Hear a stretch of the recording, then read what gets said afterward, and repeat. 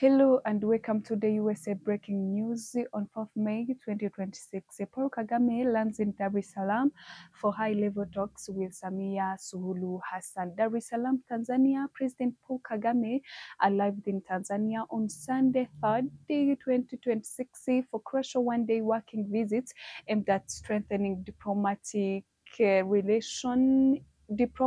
economic, and the strategic relation between Rwanda and Tanzania. The visit comes aid of glowing a cooperation between two Eastern African nations following a recent trip to Kigali by Tanzania's Foreign Minister Mahamoud Thabiti Kombo in March 2026. Kagame was received at Julius Nyerere International Airport by Minister Kombo and senior Tanzanian officials, highlighting the significance of the visit, accompanied by the top Rwandan officials, including foreign ministers Olivier Nduhungirehe and ambassadors Patrick Nyamvumba. Kagame is said to hold high-level talks with President Samia Suluhu Hassan. Discussions are expected to focus on boosting trade, enhancing regional security, and accelerating joint infrastructure projects. Rwanda continues to depend heavily on Tanzania's ports of Dar es Salaam, which handle about 17% of its imports, making it a vital gateway for international trade. Both countries have recently expanded cooperation in key sectors, including trade, agriculture, technology, and transport. A notable 2025 agreement allowed the Tanzania Ports Authority to establish operations in Kigali, easing trade processes for Rwandan business. And members of the East African community, the two nations are also advancing major infrastructure projects, including planned railway linking Isaka to Kigali to improve regional connectivity and reduce transport costs. Analyst says Kagame's visit signals strong commitment to a regional integration and economic collaboration in East Africa.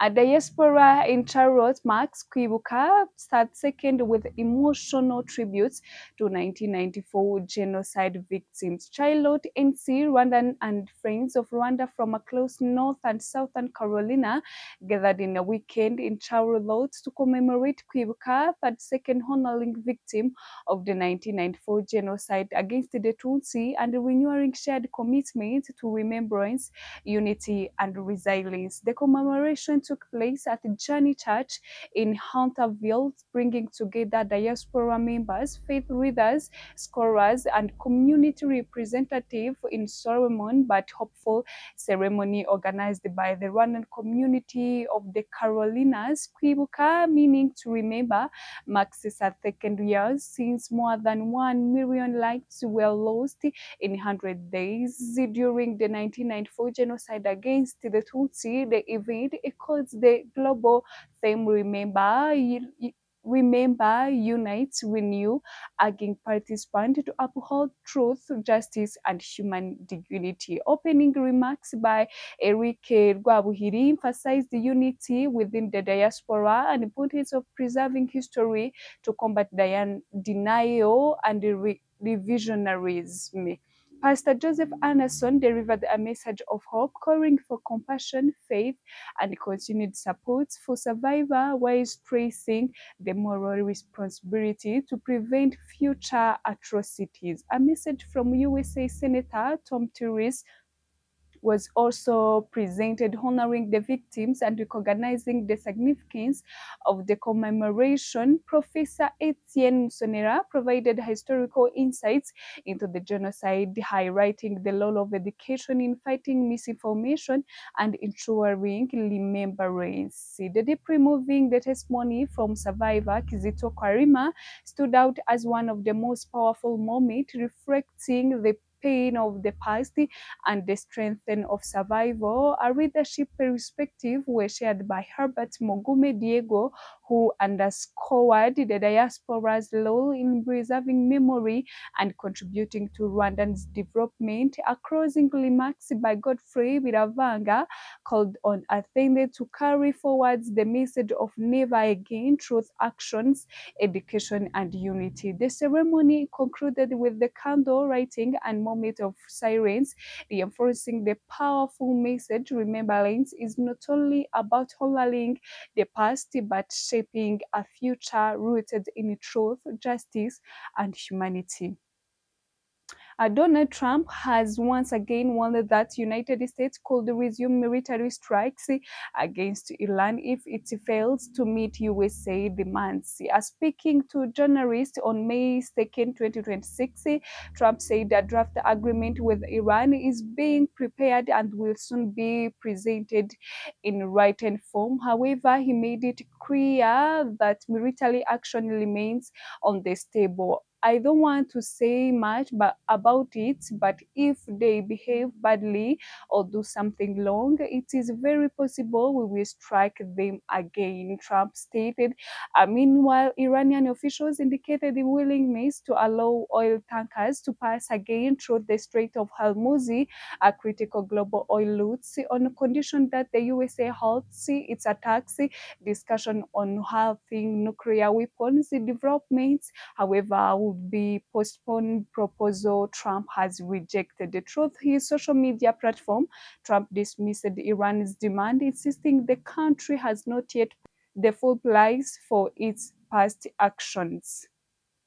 Attention remained high as Iran continued restricting movements in the Strait of Hormuz, a vital artery for global oil supply. Global oil prices have surged by 7%, exceeding $126 per barrel, the highest level since the start of the Russia-Ukraine war. The United States Africa Command, USA African Command, AFRICOM, has announced that two of its soldiers have gone missing during a major military exercise known as African Rions, conducted jointly with African partner nation. According to officials, search and rescue operations are underway after the soldiers disappeared near a cliff area close to the Cap Dra Military School in Tantan, southern Morocco. Both USA and Moroccan military forces are now coordinating efforts to locate them. The Moroccan armed force confirmed that the incident is under investigation and that the soldiers were lost near hazardous terrain zone within the training area. The African Lions exercise, one of the largest annual military drill on the continent, brings together thousands of troops from the United States, NATO member states, and various African countries. The exercise aims to strengthen military cooperation, interoperability, and joint crisis response capabilities. This year edition began on April 27 in 2026 and is scheduled to conclude on May 8, 2026, taking place across Morocco, Ghana, Senegal, and Tunisia. Official says Morocco remains the central hub of the exercise, hosting more than 5,000 participants from around 14 countries.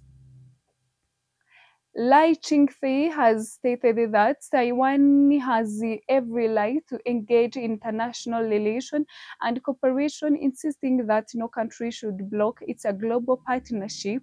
He made the remarks during an official visit to Eswatini, where he meets King Mswati, amid rising diplomatic tension involving China. China strongly opposes Taiwan's foreign engagements, claiming the island is part of its territory and not sovereign states. Beijing countries to pressure countries to adhere to the One China principle, urging them not to recognize or cooperate with Taiwan independently. Chinese authorities describe President Lei's visit as a provocation, accusing him of violating the principle that China considers fundamental in international relations.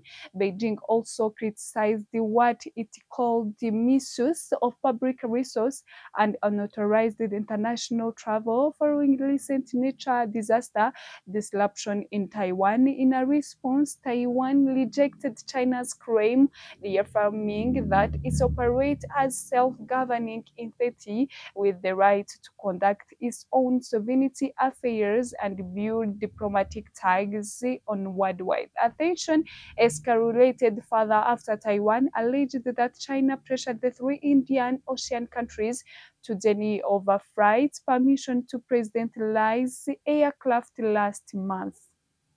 The visit to Eswatini coincided with the celebrations marking 14 years of King Mswati reigns, highlighting Eswatini's continued diplomatic ties with Taiwan despite growing global pressure from Beijing.